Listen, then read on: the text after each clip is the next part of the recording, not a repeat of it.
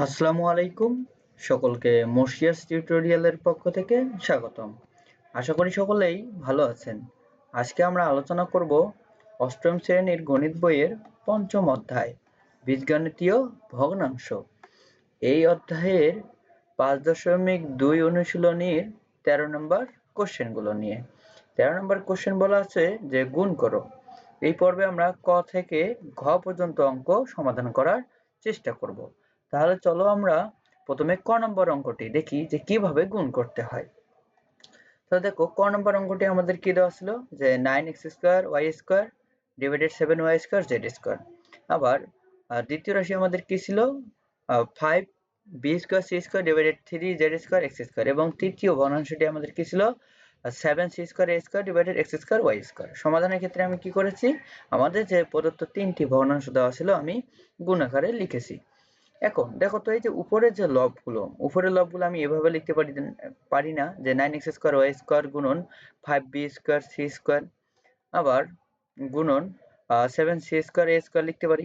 আবার নিচের হরগুলো দেখো আমি সবগুলো কি করেছি, গুণ করে দিয়েছি। ওকে, এখন দেখো এই যে উপরের লবের x² আর নিচের দেখো যে এই যে x² এর বাদ যাচ্ছে, কাটাকাটি করা যায়। আমরা জানি ভাগের পাওয়ার বিয়োগ হয় কেমন করে, যদি এরকম থাকে যে x² ডিভাইডেড x², যদি ভিত্তি একই হয়, যদি বেজ যদি একই হয় তাহলে একটি নিতে হয়, নেওয়ার পর পাওয়ার বিয়োগ করে দিতে হয়। তাহলে উপরের পাওয়ার মাইনাস নিচের পাওয়ার, তাহলে এখানে পাওয়ার দিলে কত হচ্ছে x পাওয়ার 0। আমরা জানি কোনো কিছু 0 মানে 1। তাহলে এখানে দেখো এই যে x² আর y² বাদ দিলাম, তাহলে আমরা জানি এখানে কত হয় 1 হয়, কাটাকাটি করলে 1 হচ্ছে। আবার এই যে y², আবার এই যে y² কেটে দিলাম। আবার উপরে দেখো আর কোনো কিছুই কাটাকাটি করা যাচ্ছে না।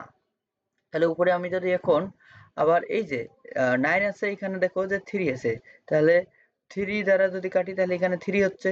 আবার উপরে দেখো 7, নিচের মধ্যে 7 আছে, এই 7 কাটলাম, তাহলে উপরে গুণ করলে কত হচ্ছে 3 5 15।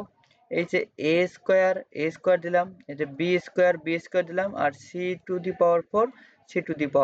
দিলাম।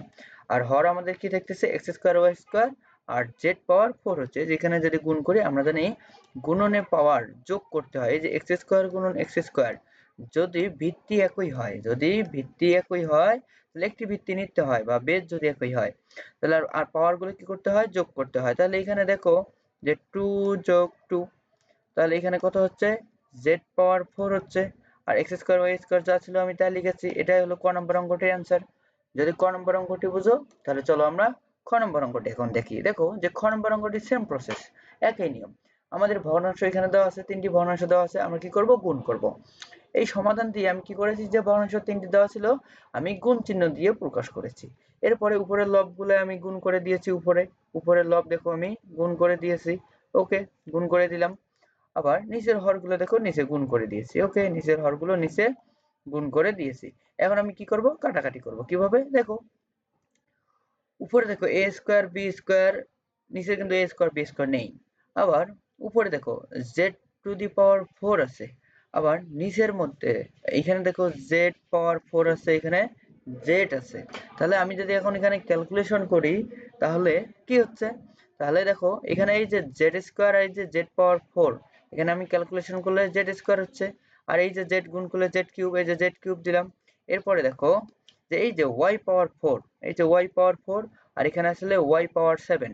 আমরা জানি y⁴ কে যদি y⁴ দ্বারা ভাগ দিই তাহলে দেখো এখানে কি হচ্ছে, কেউ যদি এভাবেই করে তবু হবে যে y³, কারণ আমরা জানি পাওয়ার বিয়োগ করতে হয়, তাহলে y³ হচ্ছে যে 7 - 4 ইকুয়াল আমরা লিখতে পারি যে y³, তাই দিয়েছি। এরপরে দেখো b² a² যা ছিল তাই। এখন যদি আমি কাটাকাটি করি, দেখো যে এই যে 2 দ্বারা যদি কাটি 8 × 2 = 16, আর এখানে জোড় সংখ্যা যেহেতু এখানে 5 হচ্ছে। ওকে, আবার এখানে দেখো 3 × 7 = 21, আবার 4 × 7 = 28 হচ্ছে। ওকে, তাহলে উপরে আমাদের আবার দেখো এই যে 3 কে 3 3 9, তাহলে আমি 3 আর 3 কে 3 দ্বারা ভাগ দেওয়া যাচ্ছে, আবার 3 দ্বারা যদি 9 কে ভাগ দিই তাহলে 3 হচ্ছে। তাহলে আমি উপরে যদি ক্যালকুলেশন করি তাহলে কত পাচ্ছি, 32 পাচ্ছি। a² b² y³ z³ হচ্ছে, এটা তো দেখাই দিলাম। আর নিচে আমরা কত পাচ্ছি, যে 5 × 9 = 45, x⁴ হচ্ছে এই যে x আর এই যে x³ গুণ করলে আমাদের x কিউব আর x যদি আমরা গুণ করি তাহলে x টু দি পাওয়ার 4 হচ্ছে। এটাই হলো আমাদের অ্যান্সার। আশা করি সকলেই খ নম্বর অঙ্কটি বুঝে গেছো। যদি খ নম্বরটি বুঝে তাহলে চলো আমরা এখন গ নম্বর অঙ্কটি দেখি। দেখো গ নম্বর অঙ্কটি আমাদের কি ছিল, yz ডিভাইডেড x স্কয়ার, প্রথম ভগ্নাংশ দেওয়া ছিল, দ্বিতীয় ভগ্নাংশ zx ডিভাইডেড y স্কয়ার এবং তৃতীয় ভগ্নাংশ xy ডিভাইডেড z স্কয়ার। আমি কি করেছি, গুণ করে দিয়েছি, তারপরে উপরের লবগুলো গুণ করে দিয়েছি।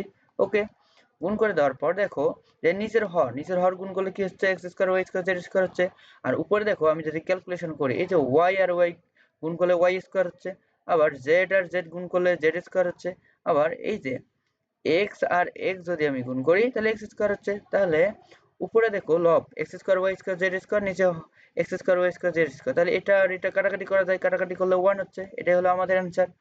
আশা করি সকলেই গ নম্বরটিও বুঝে গেছো। যদি গ নম্বর অঙ্কটি বুঝো তাহলে চলো আমরা এখন ঘ নম্বর অঙ্কটি দেখি যে আমাদের কিভাবে ঘ নম্বর অঙ্কটি গুণ করতে হয়।